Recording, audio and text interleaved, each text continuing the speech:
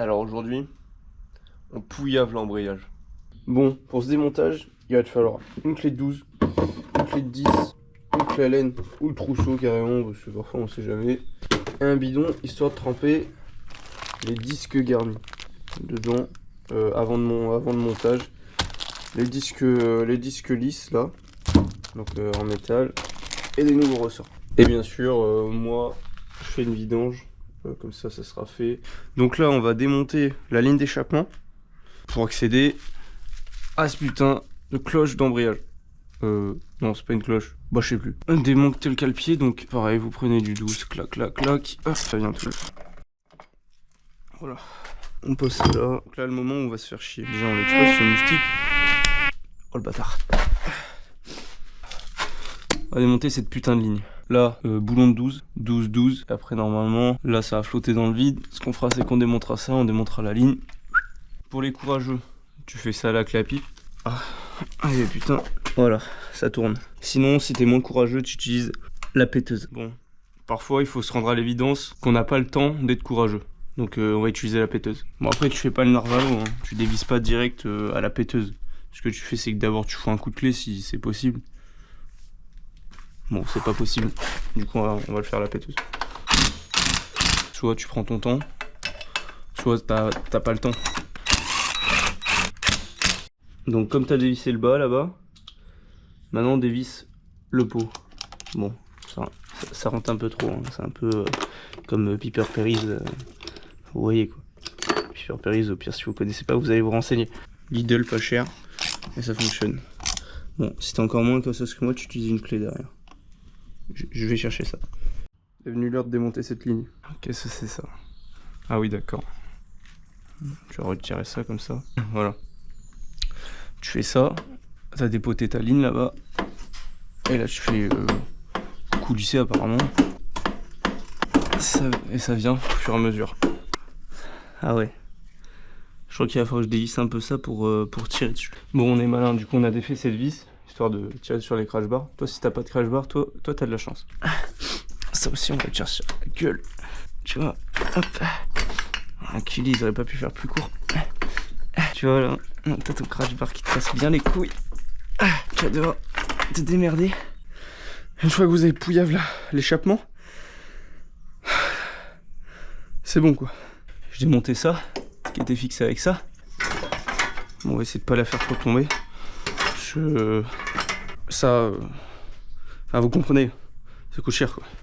Donc maintenant que vous m'avez démonté cette putain de ligne d'échappement, ben, ce qu'on va faire, c'est qu'on va mettre les disques garnis dans l'huile. Donc là on va démonter ces putains de disques garnis. Oh, un petit autocollant.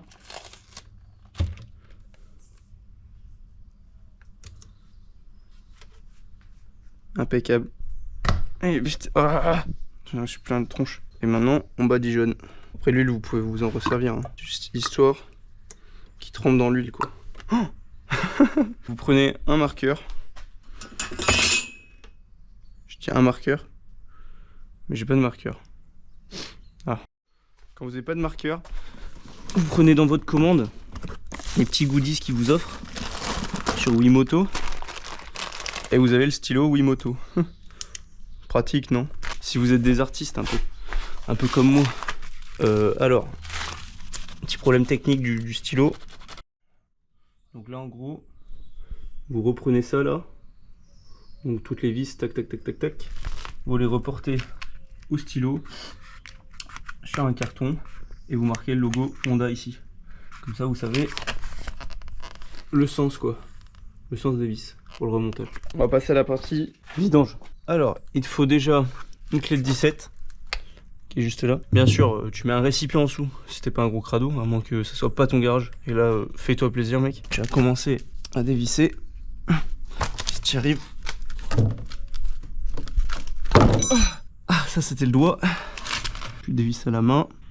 Ah, voilà, bon, tu fais pas comme moi. Hein. Voilà.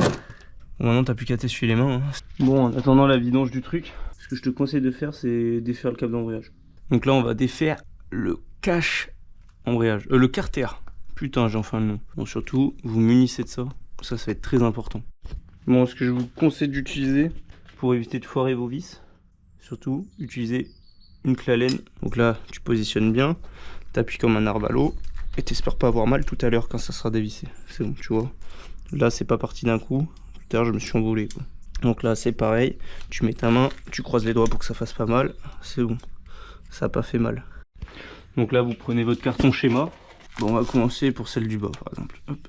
Ce qu'on fait à la limite, vous prenez un torchon et vous me nettoyez chacune des vis. Si vous en battez les couilles, vous le faites pas.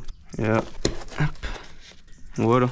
Comme tu constates, tout est enlevé. Donc là, tu vas faire gaffe à cette durite là. Donc, hop. C'est comme une durite de frein. Hein. On pose ça là. Maintenant que c'est bon, vous allez essayer de le retirer. Donc, on donne des coups de maillet un peu partout. Bon, comme on aime bien si bien dire, non, comme on aime si bien dire, vous lui fourrez la rondelle là, comme ça. Vous mettez le doigt derrière où il y a la durite, et hop là, au bout d'un moment, à force de taper et tout, ça finit par venir. Voilà, donc ça c'est sorti. Voilà, donc là on inspecte bien, on voit que c'est un peu caramélisé, tout ça. Ça pue, ça pue. Après avoir nettoyé le bas du plan de joint, j'ai démonté l'embrayage. Non, il va tourner un peu, voilà. Et après tu desserres avec une clé de 10, tu desserres au fur et à mesure, bien sûr en étoile. Pareil. Dès que tu sens que c'est facile d'un côté, tu desserres de l'autre. Là c'est facile. Là ça devient plus dur parce que tu as forcément les ressorts qui viennent pousser en fait. Donc là c'est facile. J'ai fini de dévisser. Hop, t'inspectes, tu as ton roulement. Le roulement il est nickel. Pareil pour les ressorts, tu les retires. De toute façon, les ressorts, on les vire. On va devoir dévisser l'écrou central. Donc là vous voyez, il y a une sorte de petit pin qui est enfoncé. Il va falloir le désenfoncer pour pouvoir le dévisser. Bon, comme vous respectez, bien sûr, vous utilisez la péteuse pour sortir ça. Et là, vous sortez doucement. Évitez de les mélanger. Faites gaffe à la petite rondelle qui est là. Évitez de mélanger les disques pour pouvoir les remettre dans l'ordre. Donc là, vous reprenez le schéma inverse. Donc là, je l'ai retourné la cloche. Ce que vous faites, vous récupérez cette bague. Du coup, vous la mettez comme ça. Voilà, vous voyez, là, c'est le plus fin. C'est celui de tout à l'heure qu'on a vu. Vous prenez le plus fin dans votre boîte. Vous avez bien graissé là. Hop. Vous essorez un peu quand même. Faut éviter d'en foutre partout. Et vous le mettez comme ça. Vous voyez, moi c'est bien poncé hein, comparé à l'origine. Et vous mettez ça comme ça. Donc là on passe sur les plus gros. Hein. Hop. Et on vient le mettre. On passe à une autre bague. Hop. Et là on vient la mettre. Pareil. Et une bague. Là j'inspecte que tout soit bien monté. Là, surtout ne pas oublier cette rondelle, un peu bleue, ça se voit qu'elle a chauffé. Et on remet l'écrou. Donc cet écrou, il va falloir le serrer à 120 Nm de couple. Donc vous essayez en fait de vous remettre déjà sur le repère. De toute façon le repère, j'ai oublié de vous dire, en fait la cloche va tourner, donc ce que vous faites, vous enclenchez une vitesse de l'autre côté. Pour éviter que la roue tourne du coup, vous freinez avec le frein. Tac, là une fois que vous êtes au point mort, vous remettez ça vers le haut, et vous prenez un gros tournevis, le maillet, vous venez retordre, le truc que vous avez détordu tout à l'heure. Voilà, on va pouvoir remettre nos 4 ressorts, donc tac, on vient les positionner, hop, voilà, de 10. Surtout si ça force, c'est pas normal, hein. Faut bien rentrer dans le bon filetage, voilà, on voit que je suis en train de rentrer dans le filetage, on nettoie là. On sert juste à arriver en butée. Voilà, dès qu'on sent que ça force, on force pas plus. Il faudra visser à 12 Nm de couple. J'ai inséré à 12 Nm de couple. On refait une étoile pour être sûr. 12. Voilà. Donc là, on est bien à 12. Donc, avant de remettre son carter, le joint, etc., on vient humidifier d'huile son joint. Très important. Tu utilises l'huile que tu t'es servi tout à l'heure pour les disques garnis. En fait, c'est pour éviter que lors du prochain démontage, tu te casses les couilles en fait à gratter tout le joint comme là-bas. Je dois bien faire attention à pas le déchirer. Tac, on va remettre le carter en place. Donc, on a bien huilé. Bah, tu vois, regarde, je dis ça. Ça manque un peu là. Donc, là. On va pouvoir repositionner. Ce que je vous conseille plus de faire, c'est de faire l'inverse. Hop.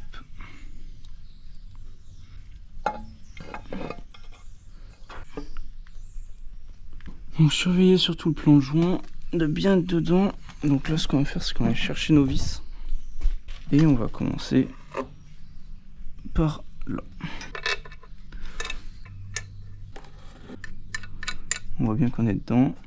Là, on remet dans le bon sens. On vient prévisser doucement en étoile, comme toujours. On prend la même et on met à 12 Nm.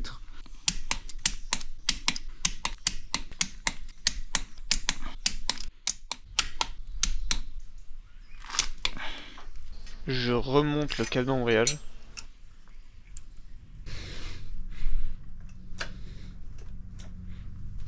Là, je vais faire la vidange. Donc on va virer le filtre et d'abord on va virer ça, le sélecteur de vitesse, plus la boîte.